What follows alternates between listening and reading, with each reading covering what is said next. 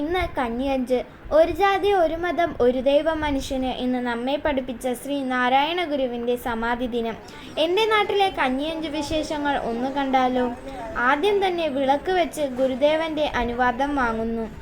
അതിനുശേഷം എല്ലാവരും ഒത്തൊരുമിച്ച് സദ്യവട്ടങ്ങൾ ഒരുക്കുന്നു. പരിസരത്തുള്ള എല്ലാ വീട്ടുകാരും ഇവിടെ ഒത്തുചേർന്നിട്ടുണ്ട്.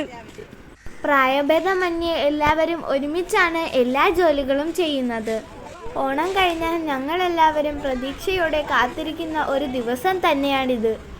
വിശേഷങ്ങൾ പങ്കുവച്ചുകൊണ്ട് തേങ്ങ ചിരകലും പച്ചക്കറി അരിയലുമൊക്കെയായി കൂട്ടായ്മയുടെ ഒരു നേർ കാഴ്ച തന്നെയാണിത്.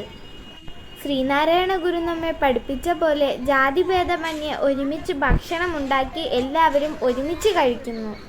തുടർച്ചയായ 42 വർഷമായി എൻ്റെ നാട്ടിൽ ഈ ദിനം ഇങ്ങനെ ഒത്തൊരുമിച്ച് ആചരിക്കുന്നു. സദ്യക്കുള്ള വിഭവങ്ങളാണ് ഈ അടുപ്പുകളിൽ ഒരുങ്ങുന്നത്. ഈ വെയിലത്താണ് ഈ ജോലികളൊക്കെ നടക്കുന്നത്.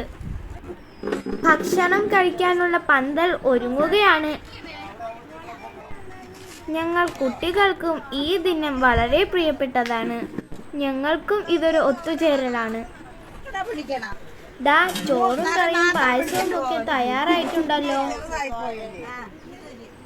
ആദ്യത്തെ സദ്യ ഗുരുവിനുള്ളതാണ്.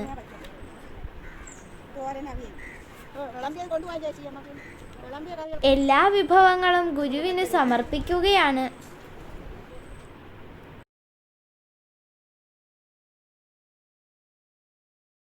അതിനുശേഷം എല്ലാവർക്കും സദ്യ വിളമ്പുന്നു. ആദ്യത്തെ പന്തി കുട്ടികൾക്കും പ്രായമുള്ളവർക്കുമാണ്. നമ്മുടെ റോഡിലാണ് ഈ സദ്യ ഒരുക്കിയിരിക്കുന്നത്.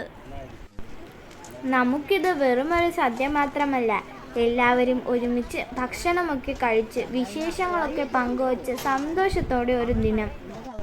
നാട്ടിൻ പുറത്തെ നാട്യങ്ങളില്ലാത്ത ഒത്തൊരുമയുടെ ഒരു നല്ല ദിവസം. വീണ്ടും ഒരു ഒത്തുചേരലിനായി പ്രതീക്ഷയോടെ ഒരു വർഷത്തെ കാത്തിരിപ്പ്. നിങ്ങളുടെ നാട്ടിലും ഇതുപോലെയുള്ള ഒത്തുചേരലുകളുണ്ടോ? ഇതായിരുന്നു ഇത്തവണത്തെ നമ്മുടെ കഞ്ഞിയഞ്ച്. ഇനി അടുത്ത വർഷത്തേക്കുള്ള പ്ലാനിംഗ് ആണ്.